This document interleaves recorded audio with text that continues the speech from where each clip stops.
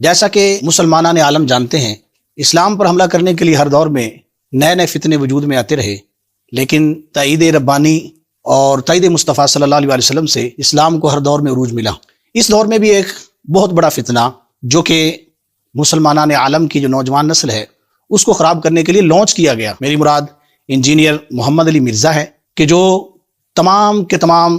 اسلام کے جو شخصیات ہیں ان پر اعتراضات کرتے نظر آتے ہیں۔ ان کی ابتدا علماء کی مخالفت سے ہوئی۔ سب سے پہلے انہوں نے علماء کی مخالفت کی، اور اس کے بعد دوسرے سٹیپ پر وہ پھر اولیاء اللہ کی مخالفت پر آ گئے، اور پھر تیسرے سٹیپ میں انہوں نے صحابہ کرام کو بھی نہ چھوڑا، اور آخر کار معاذ اللہ معاذ اللہ معاذ اللہ انہوں نے انبیاء کرام کی گستاخی کے ساتھ ساتھ ہمارے پاک محبوب حضرت محمد مصطفیٰ صلی اللہ علیہ وسلم کے بارے میں ایک ایسا لفظ بولا کہ جو ہم اپنی زبان پر بھی لانے سے قاصر ہیں۔ سامعین محترم، اس کے بعد جب اس نے وہ لفظ بولے، اور ایک جگہ پہ نہیں 5 جگہ پہ بولے، اس کے بعد علماء کرام نے اس کے خلاف فتاوی جات دیے، بڑی جاندار آوازیں اٹھیں، اور ان میں جو سب سے جاندار آواز تھی وہ مفکر اسلام، عظیم مذہبی اسکالر حضرت علامہ مولانا ڈاکٹر محمد اشرف آصف جلالی صاحب کی تھی، کہ جنہوں نے اس کے خلاف پہلے ایک مختصر فتویٰ دیا اور پھر تفصیلی فتویٰ دے کر اس کو گستاخ رسول صلی اللہ علیہ وسلم قرار دیا۔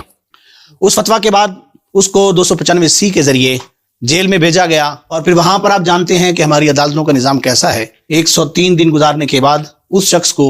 عدالت سے ضمانت مل گئی۔ اب جب ضمانت ملی تو مسلمان اس بات کا انتظار کر رہے تھے کہ جب یہ آئے گا تو اس پر جو فتاوی جات اس کے خلاف دیے گئے ہیں ان کے یہ جوابات بات دے گا، لیکن اس نے جب اپنی اکیڈمی کھولی تو اس اکیڈمی میں اس نے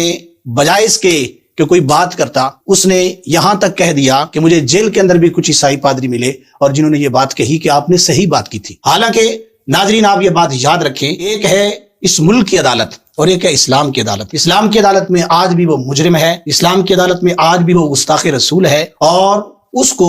یہ بات ثابت کرنی چاہیے کہ فتاوی جات غلط تھے اور میں ٹھیک تھا۔ جو اس نے دعوے کیے ان دعووں کی وہ دلیل دے، بجائے اس کے کہ وہ دلیلیں دے اس نے اپنے اگریسو انداز میں پھر اسلام پر بھی حملہ کیا اور اہل اسلام پر بھی حملہ کیا۔